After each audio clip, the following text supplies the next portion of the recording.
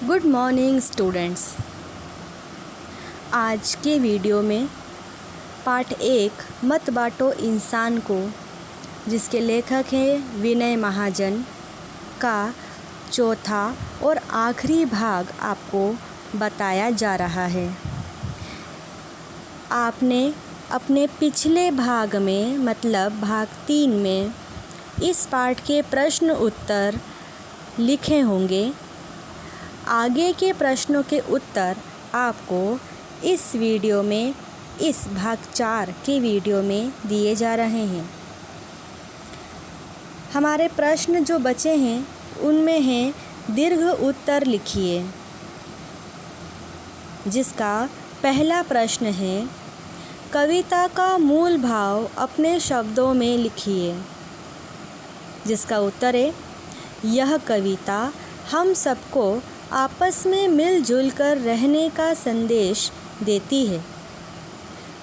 कवि कहना चाहते हैं कि हमने अपने स्वार्थ के लिए धर्म और जाति के नाम पर ईश्वर, धरती और सागर को बांट लिया है, परंतु इस संसार में हम सभी को मिलजुल कर रहना चाहिए और प्रेम, एकता का संदेश देना चाहिए।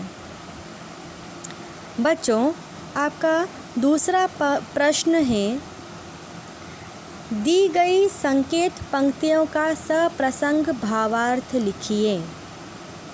संकेत पंक्तियाँ आपको दी हुई है, साथ उठे डैश डैश डैश डैश और आखिरी शब्द हैं हुई बहार पर। बच्चों,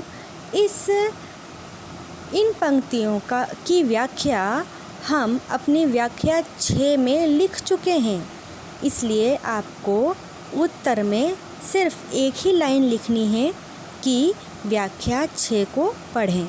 आपको पूरी व्याख्या लिखने की कोई आवश्यकता नहीं है। आप इस प्रश्न के उत्तर के लिए व्याख्या 6 को पढ़ लीजिएगा।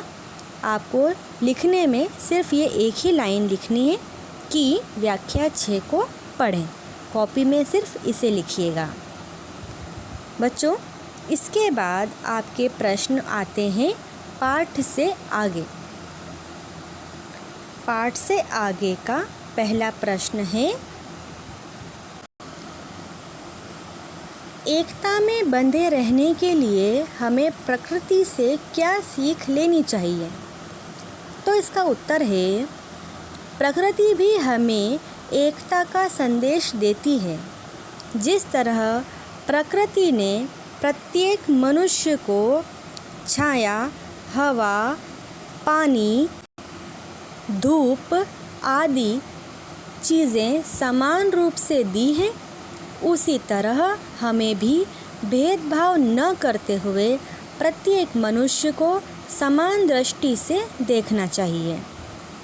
बच्चों, आपका दूसरा प्रश्न है परिवार, विद्यालय तथा अपने आसपास के परिवेश में भेदभाव को दूर करने के लिए हम क्या क्या प्रयास कर सकते हैं?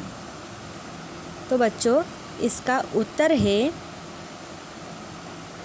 भेदभाव को दूर करने के लिए हम निम्न प्रयास कर सकते हैं।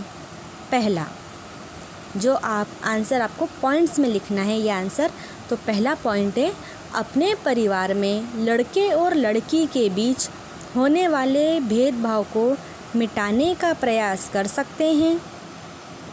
दूसरा है अपने विद्यालय में किसी भी सहपाठी के साथ धर्म, जाति तथा अमीरी गरीबी के आधार पर भेदभाव न करते हुए सभी से मित्रता कर सकते हैं।